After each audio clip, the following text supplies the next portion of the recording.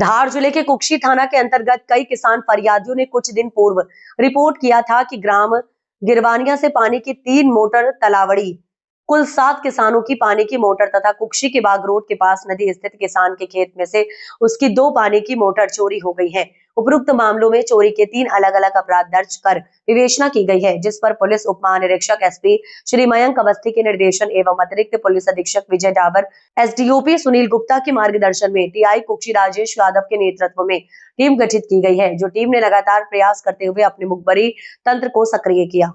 जो मुखबिर से सूचना मिली कि इस चोरी की वारदात में ग्राम अखाड़ा थाना बाग का सुंदर बामनिया और उसकी टीम शामिल हो सकती है। जो मुखबिर सूचना के आधार पर टीम के द्वारा सुंदर को पकड़कर उससे पूछताछ की गई, जो प्रारंभ में वह घटना से इनकार करता रहा, लेकिन जब पुलिस ने उससे पूछताछ की गई तो उसने जुर्म करना स्वीकार किया और उसने बताया कि मैंने अपने अन्य 5 साथियों के साथ मिलकर कुल 12 पानी की मोटर गिरवानिया तलावड़ी और बाग रोड नदी के पास से चोरी की थी और जोबट के महमूद और सादिक कबाड़ी को बेची है और कुछ मोटर मैंने अपने घर के पास ही छुपा कर रखी है, जो पुलिस द्वारा जब्त की गई। सूचना के आधार पर पुलिस ने महमूद और सादिक कबाड़ी को पकड़कर दोनों से पूछताछ की, जो दोनों ने मोटर्स खरीदना स्वीकार किया। इस आधार पर इन तीनों आरोपियों से पुलिस ने कुल 12 पानी की मोटर जब्त कर तीनों को गिरफ्तार किया है, जिन्हें माननीय न्यायालय पेश कर इनका पुलिस रिमांड लेकर पूछताछ की जाएगी और इसके फरार साथियों को भी शीघ्र गिरफ्तार किया जाएगा। सर, कुक्षी थाने में मोटर चोरी का एक बड़ा मामला सामने आया है, क्या कहना चाहेंगे सर? देखिए, यह कुछ दिन पूर्व जो है तलावड़ी, गिरवानिया और कुक्षी क्षेत्र के जो किसान हैं, इन्होंने थाने पर आकर रिपोर्ट दर्ज कराई थी कि इनकी अलग अलग स्थानों से मोटर चोरी हुई है और कुल करीब 12 मोटरें चोरी हुई थी। इस पर से थाना कुक्षी में 3 अलग अलग प्रकरण दर्ज किए गए थे। प्रकरण दर्ज करने के बाद लगातार एसपी डीआईजी श्री मयंक अवस्थी साहब ने भी इसको काफ़ी गंभीरता से लिया था और शीघ्र, चूँकि मामला किसानों की मोटर से संबंधित था, तो शीघ्र उसकी पता राशि के निर्देश दिए थे। इसमें टीम बनाई गई थी।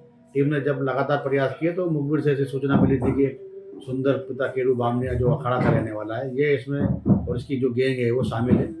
तो उस आधार पर जब सुंदर के बारे में पता किया और इसको जब हमने कस्टडी में लिया और जब इससे पूछताछ की गई तो प्रारंभ में ये मना कर रहा था, लेकिन जब इससे पूरा टेक्निकली और जो मनोवैज्ञानिक साइकोलॉजिकल पूरा पूछताछ की गई तो इसने स्वीकार किया कि मैं और अपने 5 साथियों के नाम बताए हैं, उन सब के साथ मिलके हमने ये चोरी की वारदात को अंजाम दिया और आसपास के क्षेत्रों में चोरी करना इसने बताया है। इस आधार पर इसने बताया कि चोरी की जो मोटरें हैं वो जोबट का जो कबाड़ी है महमूद पिता काले खां मकरानी 54 साल जोबट और सादिक पिता रशीद रंगरेज निवासी जोबट, ये जो दोनों कबाड़ी है, इन दोनों को इसने मोटर बेचना बताया था। इस आधार पर इन दोनों कबाड़ी सादिक और महमूद को भी पुलिस कस्टडी में लिया गया और इनसे पूरी पूछताछ की गई। इस आधार पर जब तीनों ही आरोपियों को साथ में लेकर पूछताछ की गई तो इनसे कुल 12 जो मोटरें हैं वो बरामद हो चुकी है। अभी इनसे और भी पूछताछ की जा रही है, क्योंकि ये जो उसमें कबाड़ी है सादिक, इसके पूर्व में भी चोरी का रिकॉर्ड पाया गया है और ये काफ़ी समय से इस तरह से चोरी का माल खरीद रहे थे। इसमें रिमांड लेकर अभी इनसे और भी पूछताछ की जाएगी और भी खुलासा होने की संभावना है।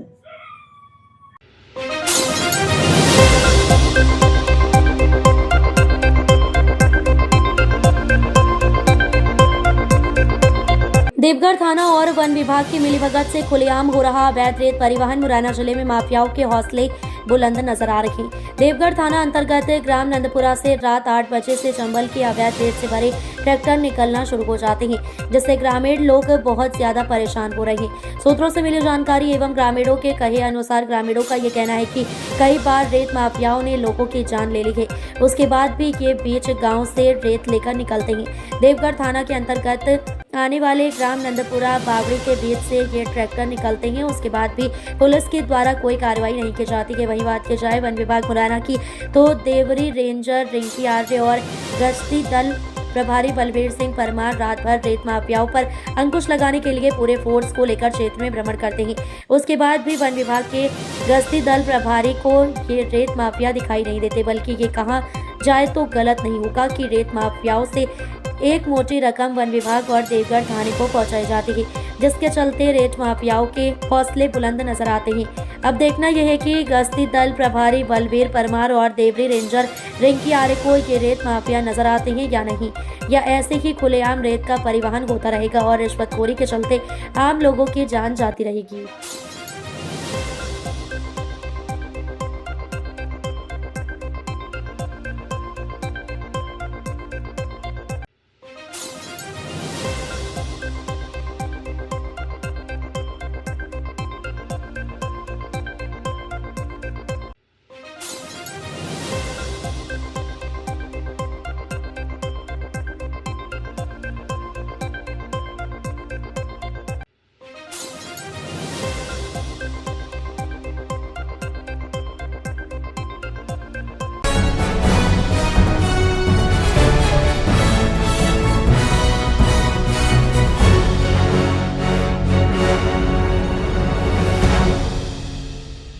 इस वक्त खबर आ रही है धामनोद से। धामनोद में बेलगाम ठेकेदार लापरवाह जिम्मेदार वार्ड क्रमांक 13 में पेयजल पाइपलाइन में ही बनाए सीवरेज चेंबर। बता दें कि अभी इसी लापरवाही के चलते इंदौर में करीब 15 लोगों की मौत हो चुकी और सैकड़ों की संख्या में लोग अभी भी बीमार हैं।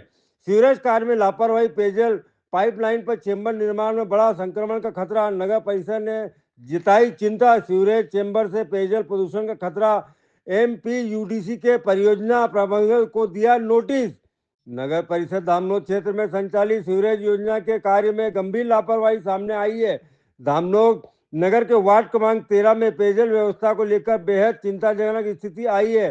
वार्ड 13 में सीवरेज लाइन द्वारा जल प्रदाय योजना के पाइप को बीच में लेकर चेंबर बना दिया गया। वहीं कई स्थानों पर जल प्रदाय लाइनों से सटकर सीवरेज लाइन डाली जा रही। इस स्थिति में नगर में जन स्वास्थ्य को लेकर गंभीर चिंताएं खड़ी कर दी गई है।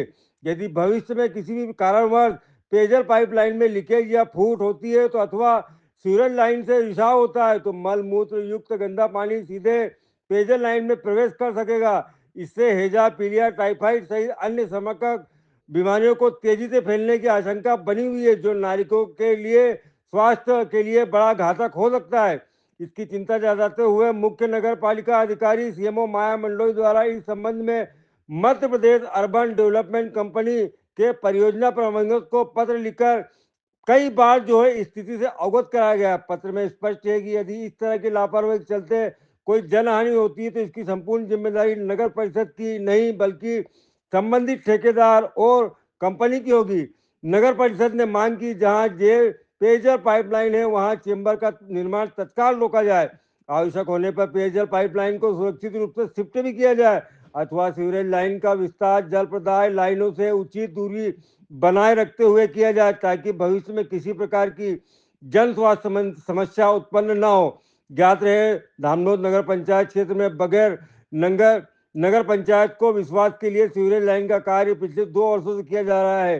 पूरे नगर के प्रत्येक वार्ड में गली गली सीवरेज लाइन द्वारा सड़कों को खोदा भी गया है। कई जगहों पर मरम्मत का कार्य भी नहीं किया गया जिससे बच्चे खेलने के दौरान चोटिल हो रहे हैं। सीवरेज कार्य की लापरवाही को लेकर कई बार धरना प्रदर्शन आंदोलन तक हो चुके हैं लेकिन आज तक कोई समाधान नहीं हुए हैं। ये अभी और क्यों खोद रहे हैं? ये इसलिए खोद रहा है कि ये जो पाइप जो निकला है ना, हाँ। तो इसे घुमा के मतलब ये कर रहे हैं। अच्छा। लाइन घुमाना पड़ेगा। ये सीवरेज लाइन में आ गया था? हाँ, सीवरेज लाइन में पीने का पानी की पाइप? हाँ, पीने का पानी लाइन। ये हटा रहे आप? हाँ जी। सीवरेज किधर से घुमा के निकालोगे आप? ये यहाँ से सीधा यहाँ से घूमेगा, हाँ। और ऐसे जाएगा आगे से फिर बेंड जाएगा। अच्छा अच्छा। ये बेंड हो गया। तो ये लाइन पहले बीच में आ गई थी जब उन्होंने उधर नहीं दबाया था इसको? नहीं, जब लाइन आई थी तब ये चल रहा था, इसके हमारे थोड़ा परेशानी आ गई थी तो हम घर चले गए। आपका? मेरा नाम कैलाश वर्मा। कौन सा वार्ड है ये? Ward number 13। अच्छा, ये कौन सा काम चल रहा है अभी यहाँ पर? यहाँ सीवरेज लाइन का काम चल रहा है यहाँ पे। अच्छा। और सीवरेज लाइन की इतनी लापरवाही है कि जगह जगह गड्ढे खोद के रख दिए और गड्ढे पे बूझ नहीं रहे। उसके पश्चात भी जो है कि सीवरेज लाइन में गंदा पानी भी सब पब्लिक को पीने को मिल रहा है। बहुत समय से मैंने यहाँ पीने की लाइन क्या देख रहे हैं आप, क्या बता रहे हैं आप? इसमें पाइप मतलब क्या सीवरेज लाइन में पाइप डाला हुआ है। हाँ। तो कुछ भी ऐसी मतलब घटना घट सकती है इसमें। आपका पूरा नाम? कैलाश वर्मा, वार्ड नंबर 13, पार्षद प्रतिनिधि धामनोद। क्या नाम है आपका? आशा। अच्छा, क्या परेशानी है यहाँ पर?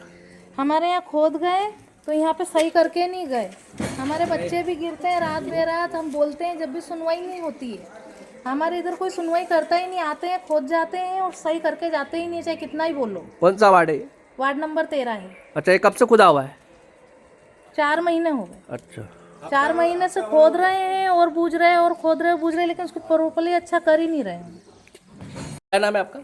साधना केवट। कौन सा वार्ड है ये? 13। अच्छा, क्या परेशानी है? ये खोद के गए नहीं, ये करने नहीं आते हैं। कौन खोद के गए? ये कौन किन्होंने? सीवरेज लाइन वाले। हाँ। कब से खोद गए ये खोद भी दूषित जल पीने से कई लोगों की मौत हो चुकी है।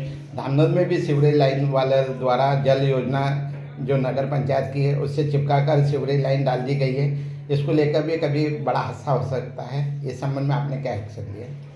देखिए एमपीयूडीसी के द्वारा जो सीवरेज परियोजना संचालित की जा रही है, जिसमें जगह जगह रोड खोद दिए गए हैं, जगह जगह गड्ढे किए गए और पाइपलाइन तोड़फोड़ कर दी गई है। जब इनके द्वारा डीआई डिज़ाइन पाइप डाला जाता है तो वो लोहे का ना होते हुए प्लास्टिक का डाला जाता है, जो अत्यधिक जल प्रवाह और पानी के प्रेशर से टूट जाता है, जिससे मटमैला पानी नगर में आता है। इस संबंध में हमने पत्र भी जारी किया है उनको कि आपका जो पाइपलाइन विस्तार किया जा रहा है, आप इसका ध्यान रखते हुए और नगर परिषद के किसी कर्मचारी को साथ में रखकर पाइप डालें, जिससे यहाँ पर दूषित पानी की समस्या न हो। मैडम, ये जो पाइपलाइन सीवरेज की जो डल रही है और जो पेयजल की जो लाइन डली है, इनसे मापदंड से दूर डाली जा रही है कि इसके पास से डाली जा रही है? नहीं, इनके मापदंड से नहीं डाली जा रही है। बिल्कुल कुछ पाइपलाइन तो इन्होंने जो चेंबर लिए हैं वो पाइपलाइन के अंदर ही ले लिए हैं। उनको समझाया भी गया कर्मचारियों के द्वारा, लेकिन कोई सुनवाई नहीं है। इस संबंध में हमने वरिष्ठ अधिकारियों को पत्र भी लिखे हैं। अब देखिए, समस्या का समाधान होना चाहिए, अन्यथा हमारे द्वारा ये समस्या का समाधान किया जाएगा। मैडम, आपके द्वारा पूर्व में भी बताया गया था कि नगर में जो सीवरेज लाइन का कार्य चल रहा है करोड़ों रुपए का, जो अपने तय समय से भी लेट हो चुका है, और कहीं ना कहीं ये सीवरेज वालों ने जो कार्य प्रारंभ किया है उसमें क्या नगर पंचायत को विश्वास में लिया है? नहीं, इनके द्वारा नगर परिषद से ना तो कोई परमिशन ली गई है सीवरेज वालों के द्वारा, ना ही कार्य प्रारंभ के पूर्व सूचना दी गई थी, ना ही अभी कोई कार्य किया जाता है तो किसी कर्मचारी या अधिकारी को साथ में लिया जाता है। उनके द्वारा मनमानी पूर्ण तरीके से कार्य किया जा रहा है। आपका नाम और पद? माया मंडलोई, सीएम धाम।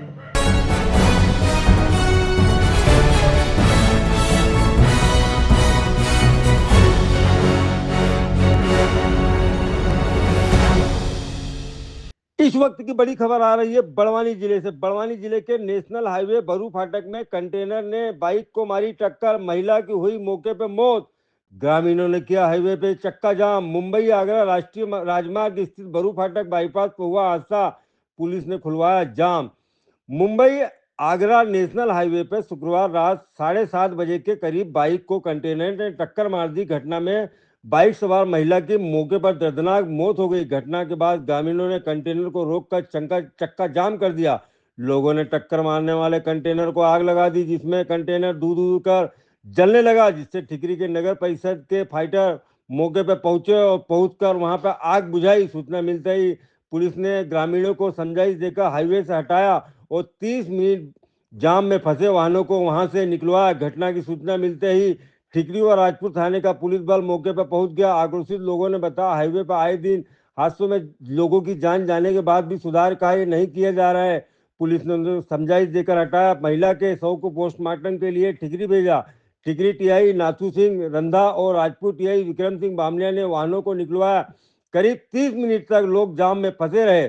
पुलिस से प्राप्त जानकारी के अनुसार कंटेनर के चालक ने बाइक को टक्कर मार दी, जिससे बाइक पर सवार कालीबाई पति ओंकार सस्ते उम्र 50 वर्ष निवासी कुंडिया बताया जा रहा है, बरू फाटक में खरीदारी रिश्तेदार के साथ गांव जा रही थी। घटना में कालीबाई की मौके पर ही मौत हो गई। पुलिस मर्ग कायम कर आगे की जांच कर रही है।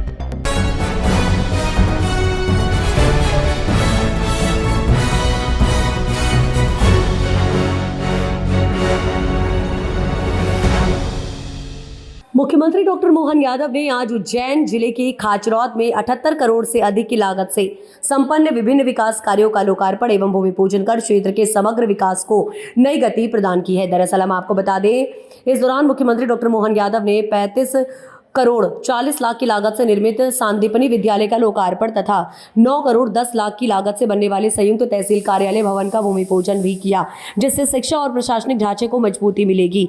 आपको बता दें कि सांदीपनी विद्यालय में लगभग 3000 से अधिक विद्यार्थी एक साथ अध्ययन कर सकेंगे। इस विद्यालय में आधुनिक सुख सुविधा से सुसज्जित कक्षाएं, रूम, संगीत कक्ष सहित लगभग 80 कमरे तैयार किया है, जिसमें 48 कक्ष में कक्षाएं लगेंगी। विद्यालय में लगभग 500 से अधिक विद्यार्थी क्षमता वाला हॉल पर निर्माण भी किया गया। कार्यक्रम में सांसद अनिल फिरोजिया, विधायक डॉक्टर तेज बहादुर सिंह चौहान, एसडीएम नेहा साहू सहित अन्य अधिकारी उपस्थित रहे।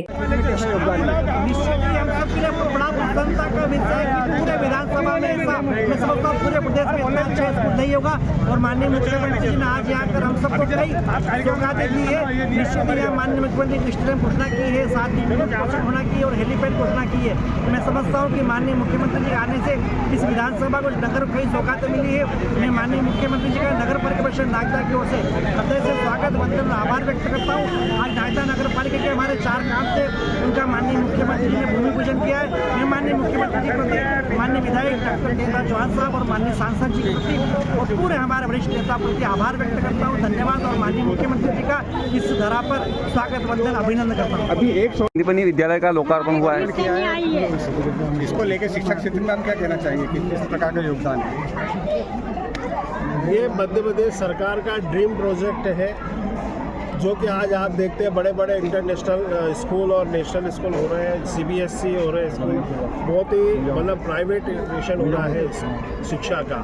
उसको ध्यान में रखते हुए मध्य प्रदेश सरकार का ये ड्रीम प्रोजेक्ट है शांतिबनी स्कूल, जिसमें जो है ये बिल्डिंग आप देख रहे हैं, ये बिल्डिंग तो है ही सर्व सुविधा युक्त है, लेकिन इसके साथ साथ इसका शिक्षा का स्तर भी सुधारने के लिए शिक्षकों के भी इंटरव्यू लिए जा रहे हैं, नए अपॉइंटमेंट किए जा रहे हैं, ताकि शिक्षा का स्तर और सुधारा जाए और गरीबों का जो सपना है, गरीब बच्चों का सपना कि हम भी अच्छे स्कूल में पढ़े, सर्व सुविधा युक्त स्कूल में, तो वो सपना भी साकार हो और अच्छी शिक्षा मिले ताकि बच्चे आगे बढ़े और देश का नाम रोशन। अच्छा, इसमें प्राइवेट स्कूल के भी बच्चे शामिल हो सकते हैं क्या यहाँ पे? हमारे लिए सब बच्चे बराबर हैं। जो भी बच्चा यहाँ आएगा, एडमिशन लेना चाहता है, सीट खाली है, उस बच्चे को हम एडमिशन देंगे।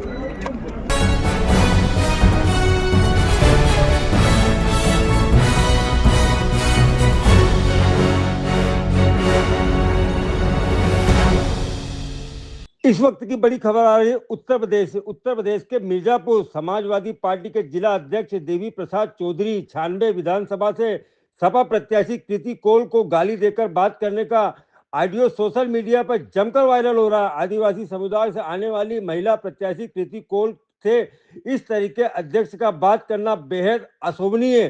हालांकि शहर क्राइम इसकी पुष्टि नहीं करता है, लेकिन ये ऑडियो जो है जमकर सोशल मीडिया पर वायरल हो रहा है। सही से बोला है अध्यक्ष जी, चुनाव में दिया अध्यक्ष जी सही से आप बोला है। अध्यक्ष हो के इतना आप शब्द न बोला है।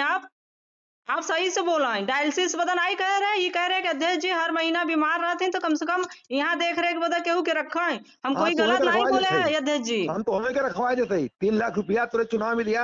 आप हमारे हाथ में नहीं दे रहे चुनाव में, आप हमारे हाथ में नहीं दे रहे चुनाव में अध्यक्ष जी।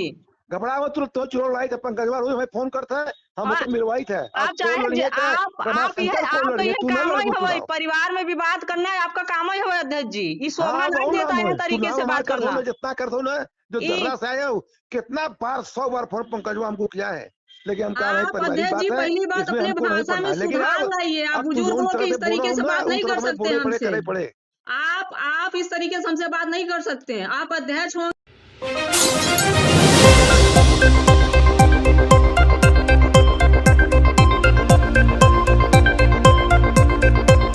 बड़ी खबर इस वक्त की आपको बता दें, मुरैना से आ रही है। सुखपुरा पंचायत का एक और घोटाला आया सामने। पहाड़गढ़ ब्लॉक के सुखपुरा पंचायत अपने भ्रष्टाचार को लेकर आए दिन सुर्खियों में दिखाई दे रहा है। दरअसल हम आपको बता दें कि सूत्रों से मिली जानकारी के अनुसार पंचायत में कहीं भी साफ सफाई नहीं हुई, जिसका पेमेंट सरपंच और सचिव की मिलीभगत से निकाला गया। दरअसल हम आपको बता दें कि मौके पर जाकर देखा गया तो पंचायत में कहीं भी साफ सफाई नहीं हुई। वहीं आंगनबाड़ी तोड़ने के नाम पर भी पैसा निकाला गया। कुछ बिल और बाउचर ऐसे देखने को मिल रहे जिसमें सरपंच पति ने अपने और अपने परिवार के नाम से लाखों रुपए का गबन किया।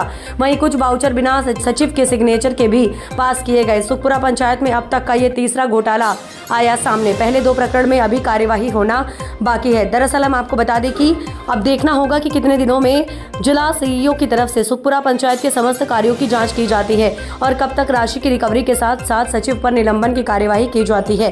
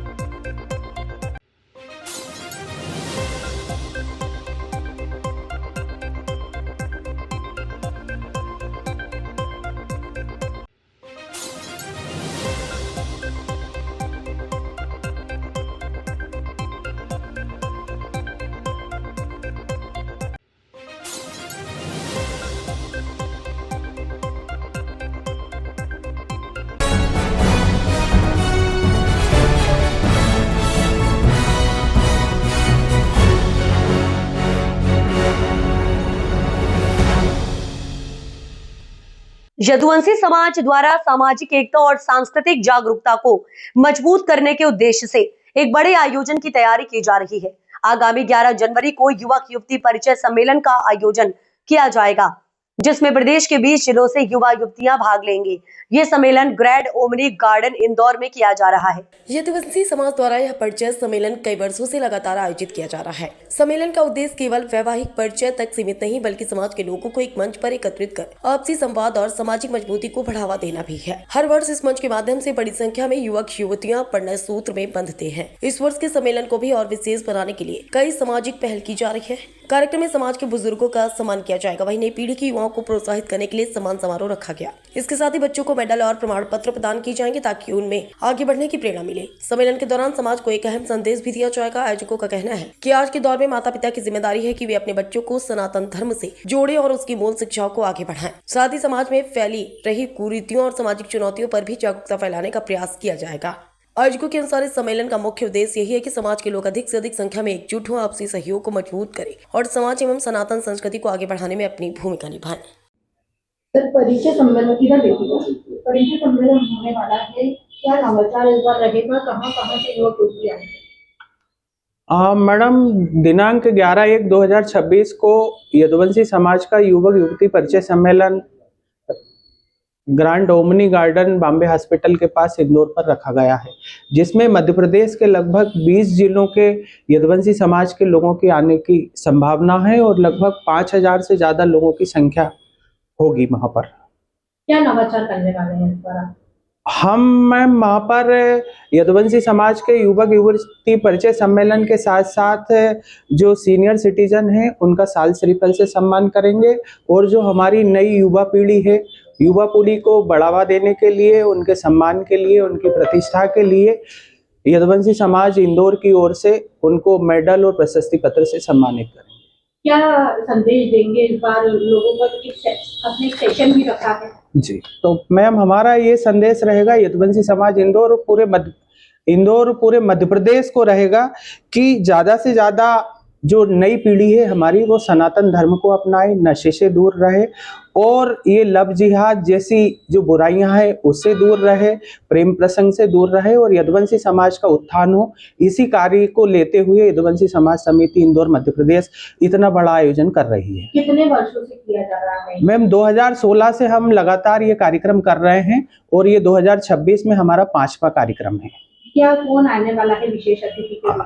हमारे वैसे मुख्य अतिथि के रूप में तो माननीय मुख्यमंत्री जी आ रहे हैं और हमारे विशेष अतिथि नगरीय प्रशासन मंत्री कैलाश विजयवर्गीय जी आ रहे हैं और विशेष अतिथि के रूप में तुलसी सिलावट जी आ रहे हैं और हमारे और विशेष अतिथि सिवनी मालवा विधानसभा क्षेत्र के विधायक जी प्रेम शंकर वर्मा, हाइडिया जी और हमारे क्षेत्र क्रमांक 2 के लोकप्रिय विधायक रमेश मिंदोला जी पधार रहे हैं और हमारे जो प्रदेश महामंत्री है गौरव रणदीवी जी भी पधार रहे हैं। भाई साहब, कितना इससे जो है कितनी एकता हो जाती है, एकता का संदेश भी मिलता है समाज को? मैम, इससे पूरा समाज को संगठित करने में बहुत सहायता मिलती है, क्योंकि जहाँ पर भी इस टाइप के संगठन के कार्य होते हैं और जो लोग बिखरे हुए होते हैं, इस टाइप के संगठन से पूरा समाज एकत्रित होता है और समाज के एकत्रित होंगे तो हमारे प्रदेश का विकास होगा और हमारे प्रदेश का विकास होगा तो हमारे देश का विकास होगा। अभी तक आप इतने सालों से ये परिचय सम्मेलन करा रहे हैं, कितने युवक युवती परिणय बंधन में बन रहे हैं इस परिचय सम्मेलन के माध्यम से?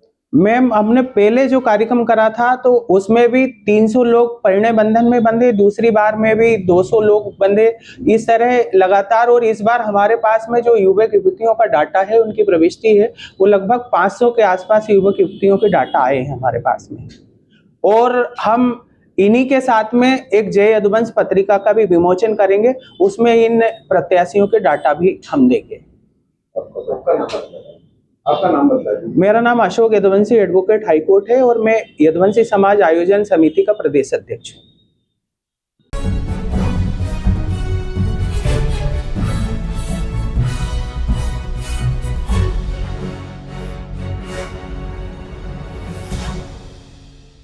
मनावर के मेला मैदान पर शुक्रवार की रात 8 बजे टेनिस बॉल क्रिकेट टूर्नामेंट का हुआ आगाज। प्रतियोगिता का शुभारंभ भाजपा प्रदेश मंत्री जयदीप पटेल, भाजपा ग्रामीण जिला अध्यक्ष चंचल पाटीदार, नगर पालिका अध्यक्ष अजय पाटीदार, भाजपा नगर अध्यक्ष मोनू पाटीदार और नगर भाजपा के पूर्व नगर अध्यक्ष सचिन पांडे, जिला पंचायत सदस्य शिवराम कन्नौज ने कार्यक्रम का शुभारंभ किया। कार्यक्रम का MPL क्रिकेट टूर्नामेंट भाजपा के पूर्व नगर अध्यक्ष सचिन पांडे के तत्वाधान में धार, बड़वानी और खरगोन जिले की कुल 32 टीमें अपनी किस्मत आजमाएंगी। वहीं MPL क्रिकेट क्लब द्वारा विजेता टीम को 77,777 रुपए का पहला पुरस्कार अल्ट्राटेक सीमेंट लिमिटेड के सहयोग से दिया जाएगा एवं दूसरे स्थान पर आने वाली टीम को 33,333 रुपए दिए जाएंगे और तीसरे स्थान पर आने वाली टीम को 11,111 का पुरस्कार दिया जाएगा। वहीं इस कड़ाके की ठंड के बावजूद बड़ी संख्या में क्रिकेट प्रेमी मेला मैदान पहुंचे और मैच का भरपूर आनंद लिया। जयदीप पटेल ने कहा कि युवाओं की फिटनेस और उनमें जोश भरने के लिए खेल बहुत जरूरी है। नगर पालिका अध्यक्ष अजय पाटीदार ने खिलाड़ियों का हौसला बढ़ाते हुए कहा कि मैदान पर पसीना बहाने से न केवल शरीर मजबूत होता है बल्कि आपस में भाईचारा भी बढ़ता है। उन्होंने कहा कि गाँव और शहर की छिपी हुई प्रतिमाओं को बाहर लाने के लिए ऐसे मंच जरूरी है। आज जो मैच रखा गया क्या कारण किसके वजह से? ये MPL क्रिकेट लीग द्वारा आयोजित 5वां सीजन है। आज ये सफलतम 4 साल से कार्यक्रम चल रहा है क्रिकेट प्रतियोगिता का और ये 5वां सीजन जो है उसकी शुरुआत आज हमारे प्रदेश मंत्री भाजपा जगदीप पटेल, हमारे जिला अध्यक्ष ऊर्जावान चंचल जी पाटीदार, भाजपा के युवा नेता शिवराम जी कन्नौज, अजय जी पाटीदार नगर पालिका अध्यक्ष और मोनू जी पाटीदार और इस कार्यक्रम के जो प्रायोजक हैं जो जैसे हमारे डॉक्टर अखिलेश जी रावत, अल्ट्राटेक, ये सभी जो इनके आज प्रायोजक बने हैं तो उन सभी के सहयोग से कार्यक्रम हो रहा है। किस उपलक्ष्य में रखा गया है कार्यक्रम?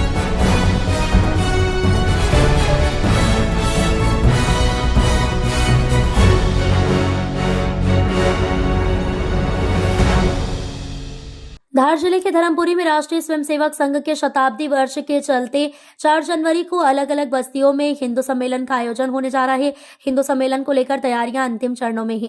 संघ के कमलेश राठौर ने बताया कि पूरे देश भर में शताब्दी वर्ष के चलते हिंदू सम्मेलन का आयोजन किया जा रहा है। इसी कड़ी में धर्मपुरी में भी 3 बस्तियों में एक ही समय पर 3 हिंदू सम्मेलन होंगे। हिंदू जिसमें वीर सावरकर बस्ती, महाराणा प्रताप एवं शिवाजी बस्ती में शाम 4 बजे से आयोजन होगा। इस दौरान सांस्कृतिक कार्यक्रम भी होंगे। हिंदू सम्मेलन को सफल बनाने के लिए अलग अलग समितियां गठित कर तैयारियों को अंतिम रूप दिया जा रहा है। इसके लिए स्वयंसेवक साथ घर घर जाकर संपर्क में जुटे हैं। हिंदू सम्मेलन के दौरान सहभोज का आयोजन होगा जिसमें समरसता का भाव लेकर एक साथ सभी प्रसादी ग्रहण करेंगे। क्या नाम है? कमलेश राठौड़, धर्मपुरी। कमलेश जी, धर्मपुरी में हिंदू सम्मेलन का आयोजन होने जा रहा है, क्या कुछ तैयारी है और कब है? सर, विदित है कि राष्ट्रीय स्वयंसेवक संघ के स्थापना के 100 वर्ष हो गए हैं। उसके निमित्त पूरे देश भर में हिंदू सम्मेलन का आयोजन किया जा रहा है। उसी तारतम्य में हमारे धर्मपुरी नगर में भी 3 हिंदू सम्मेलन कार्यक्रम हो रहे हैं। हमारी सावरकर बस्ती में 4 तारीख को शाम को 4 बजे हिंदू सम्मेलन का आयोजन है। किन किन बस्तियों में कहाँ पे? हमारे धर्मपुरी नगर की 3 बस्ती है। एक सावरकर बस्ती का मिलेट मंदिर में हमारा हिंदू सम्मेलन कार्यक्रम होगा। वीर शिवाजी बस्ती का पुराना पुलिस थाना ग्राउंड है, वहाँ पर होगा। और जो महाराणा प्रताप बस्ती है उसका सोमेश्वर महादेव पर हमारा कार्यक्रम होगा। सहभोज भंडारे का भी आयोजन साथ में सबका भोजन है, सामूहिक भंडारा होगा। सबको सामाजिक समरसता के तहत हमको भोजन करना है।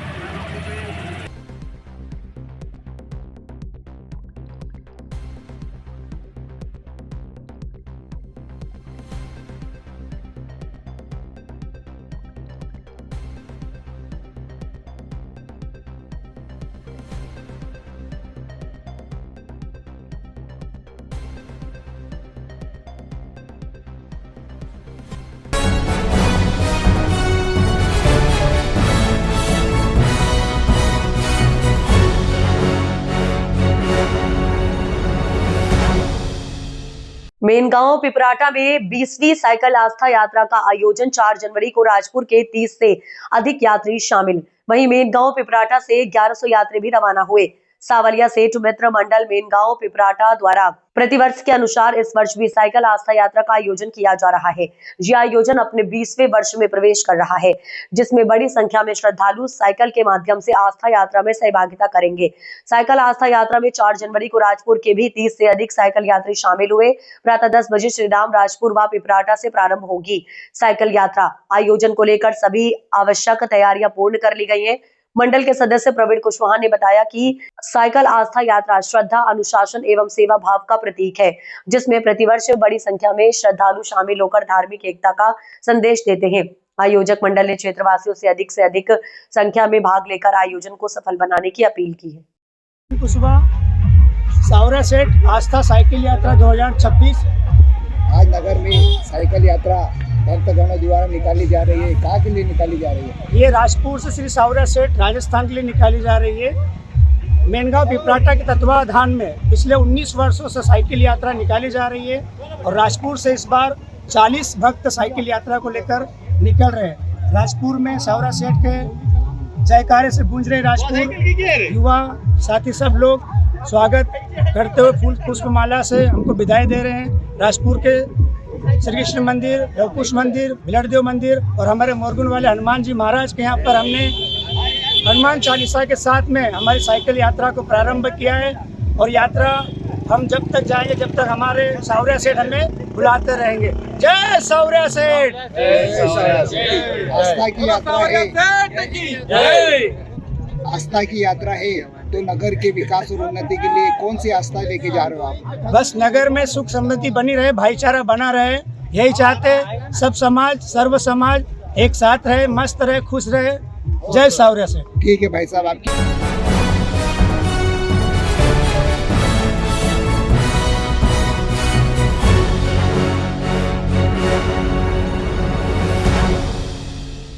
मंदसौर में आज आजाद अतिथि शिक्षक संघ के शिक्षकों का गुस्सा फूट पड़ा। अपनी लंबित मांगों को लेकर आजाद स्कूल अतिथि शिक्षक संघ ने महाराणा प्रताप बस स्टैंड पर 3 दिवसीय धरना प्रदर्शन शुरू कर दिया है। शिक्षकों का कहना है कि सरकार उनकी मांगों की अनदेखी कर रही है, जबकि पूर्व मुख्यमंत्री द्वारा किए गए वादे अब तक कागजों में ही सिमटे हुए हैं। मंदसौर के महाराणा प्रताप बस स्टैंड पर जुटे ये वो शिक्षक हैं जो भविष्य की अनिश्चितता से परेशान है। आपको बता दें कि आजाद स्कूल अतिथि शिक्षक संघ के बैनर तले जिले भर के अतिथि शिक्षक यहाँ अपनी मांगों को लेकर हुंकार भर रहे हैं।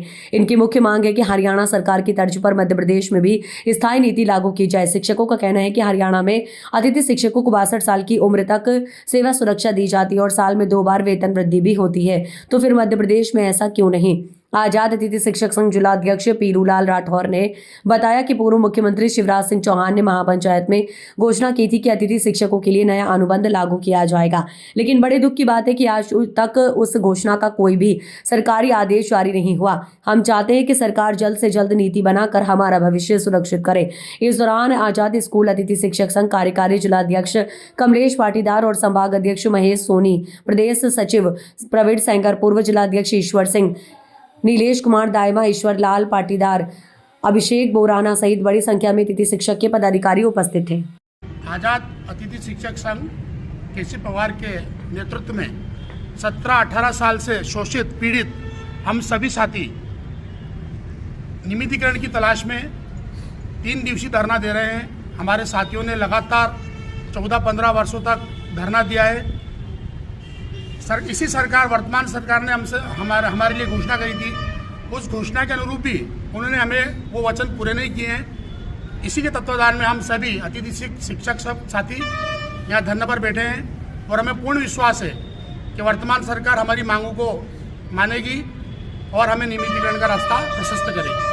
अभी जो आपकी कार्य योजना है आंदोलन की 2-3 दिन की है, कल आप धरना प्रदर्शन करके कलेक्टर कार्यालय में ज्ञापन सौंपेंगे, इसके बाद की क्या कार्य रूपरेखा बनाई गई है? 2, 3, 4 को जो हम धरना प्रदर्शन कर रहे हैं, इसके बाद अगर सरकार का सकारात्मक रवैया हमारे प्रति नहीं रहा, हमारे प्रति कोई, जैसे भी सरकार ने आउटसोर्स कर्मचारियों के लिए जिन भी कर्मचारियों की नीति निर्धारित की है, उस नीति के अंदर, नियमितीकरण की नीति के अंदर हमको शामिल नहीं किया, तो 4 तारीख के दिन हमारे प्रदेश अध्यक्ष महोदय का आह्वान है कि हम भोपाल की तरफ पर एक बहुत बड़ा आंदोलन करेंगे और इस सरकार से मांग करेंगे। जी, आपका परिचय? मैं प्रवीण सिंह सेंगर, आजाद अतिथि शिक्षक संघ सचिव, सुहासना। धन्यवाद।